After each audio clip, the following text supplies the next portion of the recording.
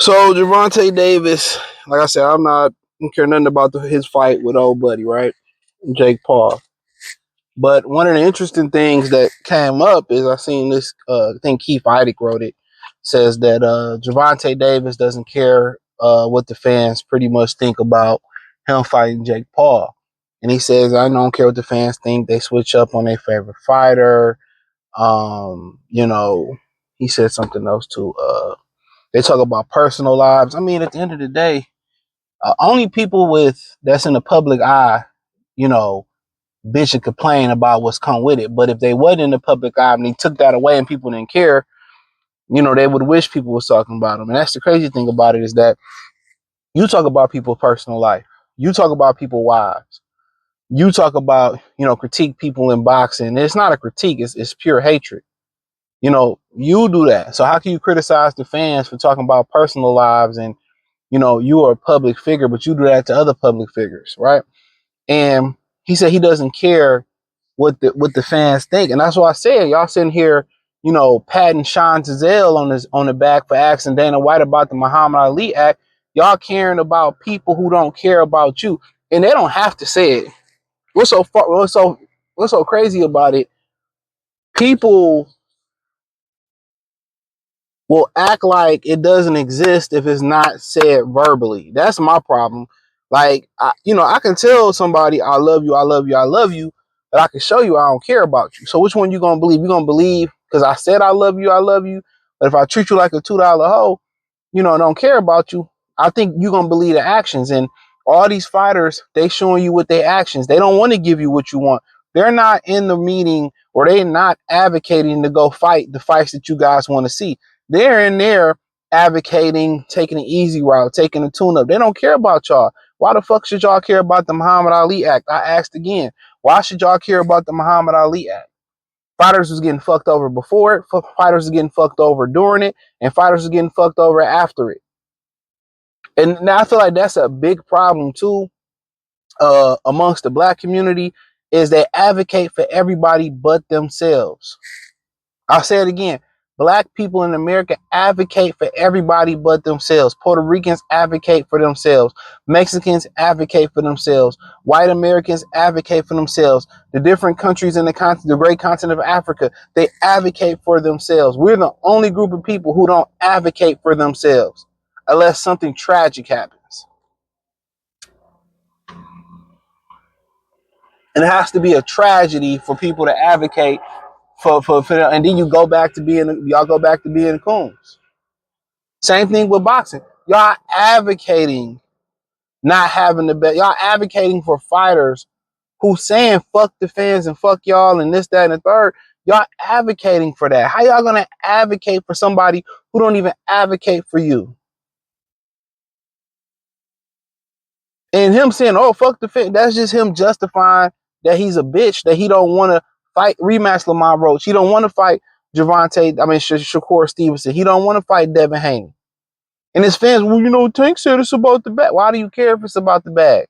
If you're going to spend your hard time and energy, if you care about the sport, you should be condemning him. Well, you got to do what's best for the sport. You got to do what's best for the sport. Because it's the same sport. Without it, if Floyd Mayweather was like, fuck the sport, and he destroyed, let's say he completely destroyed the sport and there was nothing left after him, Tank wouldn't be able to feed his family. If Muhammad Ali didn't lead the sport, and I ain't saying Floyd didn't try to do that, but if Muhammad Ali didn't better the sport, if Jack Johnson didn't better the sport, if, you know, Rocky Marciano, Jack Dempsey, Gary Tooney, Joe Louis, Sugar Ray Leonard, Marvin Hagler, Roberto Duran, if Jake LaMotta, Sugar Ray Robinson, Henry Armstrong, Charles Burley, Archie Moore, you can go on and on and on and on. Oscar De La Hoya, Felix Trinidad, Miguel Cotto. If they didn't want to lead the sport better than they found, and they just said fuck it, none of these motherfuckers would be able to make no money. Wouldn't be nothing to make money based off of. So it's your duty as a participant in the sport to leave it better than you found it, or to leave it as you found it. And at the end of the day, they don't care. The same people say, well, I don't care. Okay, the same people, that's the reason you got your money. The same people reason you selling merch. The same people, the reason your daughter is able to your children is able to have a good life. The reason you're able to buy purses and paint your fingernails and be a fun boy around here on your free time. These the same people that spend their hard-earned money to watch you fight. And he's saying, fuck y'all. And some of y'all like to be treated like that. Some of y'all like to be simps. Some of y'all like to be stepped over. Fuck him. And every other fighter that feel that way, and that's the vast majority. I don't care about the fans. That's here. Well, we put our lives on the line for the fans. You don't put your lives on the line for the fans. You put the lives on the line. You put your lives on the line for your pockets. That's just what it is. And these fans, even if they stream the fight, and if they text it or if they talk about it and they get in the algorithm, nigga, that's more money for you. ESPN won't even speak about y'all. Y'all gotta pay ESPN to talk about y'all. I guarantee you it. But then you say, well, I don't care about the fans. Cool. That's why I say I will not watch this fight. I got more respect for Jake Paul than Gervonta Davis. I have no respect for him, dog. None whatsoever. Talking about personal lives, and you get personal with everybody. I'd be glad when somebody bust him in his motherfucking mouth. I'd be glad when that happens. Somebody like that bartender busting his ass in the mouth early in his career. And y'all be sitting here praising Floyd, and this nigga Floyd gave him the blueprint to be a bitch. The same bitch that he was.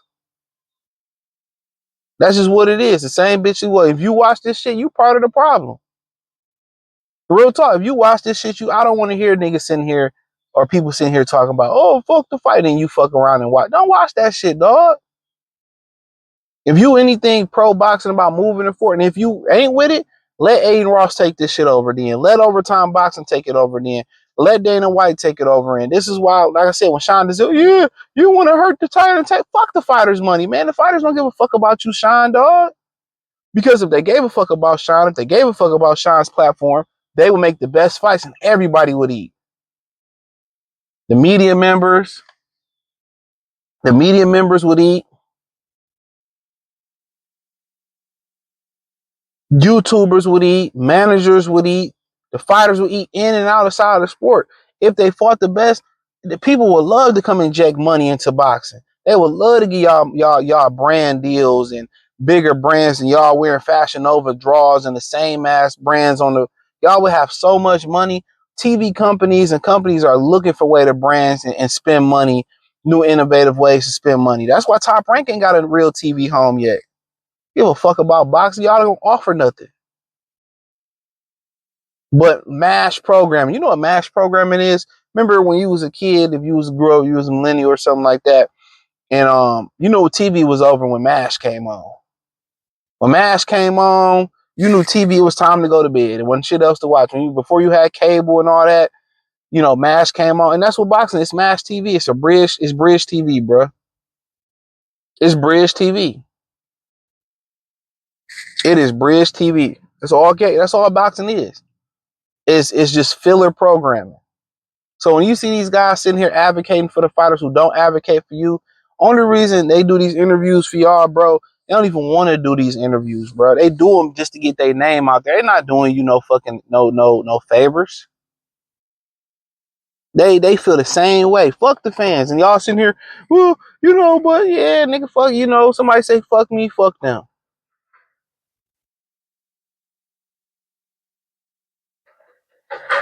Real talk.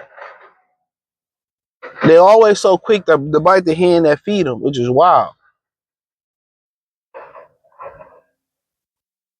They so quick to bite the hand that feed them.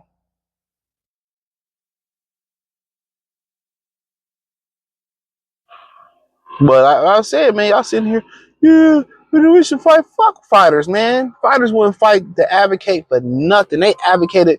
You got Shakur Stevenson trying to fight Teofimo Lopez on pay-per-view, advocating for a pay-per-view. They advocating for you to go in their pockets. They ain't trying to advocate, hey, man, let's make the best experience for free.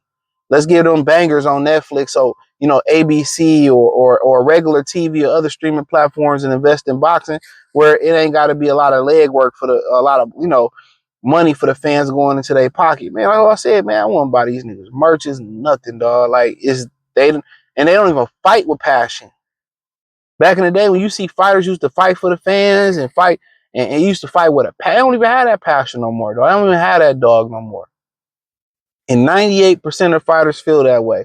And really about the 2%, probably overwhelmingly half of those are Hispanic fighters that fight for their country and fight for the pride and fight for the flag.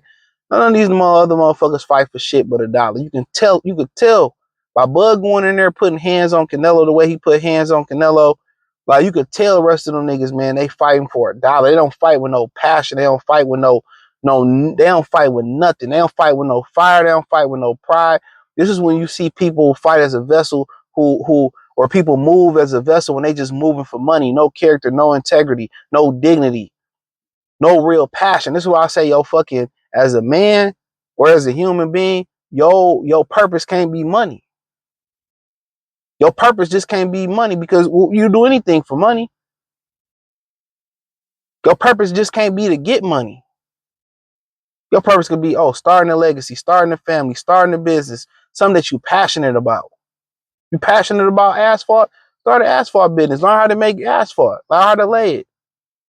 Sir, get machines that can lay the asphalt and roll and all that. Whatever you passionate about. Passionate about plants? Get a greenhouse, start learning about plants. Because I be telling y'all, man, Take's a goofy ass nigga, man. He's a whole blade, bro. A whole goofy blade at whatever. Twerking. I'll be glad when he come out the closet. Him and his homeboy. But hey, thumbs up the video, share the video, subscribe to the channel. Hit the link in the description. Find me on X, Instagram, Spotify, Anchor, Cash App, Venmo, PayPal, Amazon, Kick, Twitch, the whole nine. Everything in the link tree. Join the Patreon. Peace.